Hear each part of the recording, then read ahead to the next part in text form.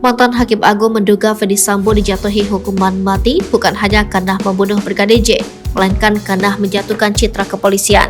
Hal itu diungkapkan mantan Hakim Agung Joko Sarwoko dalam Sapa Indonesia Pagi Kompas TV. Dalam pengamatannya, jaksa penuntut umum sudah memberikan lampu hijau kepada hakim untuk memberikan hukuman maksimal dari pasal 340 KUHP terhadap Ferdy Sambo. Meskipun JPU memberikan tuntutan hukuman penjara seumur hidup, namun dalam keterangannya jaksa menyebut tidak ada hal yang bisa meringankan Ferdy Sambo dalam kasus pembunuhan berencana tersebut. Hal itu pengalaman Joko menjadi tanda atau sinyal dari JPU yang persilahkan hakim memvonis lebih tinggi dari tuntutan.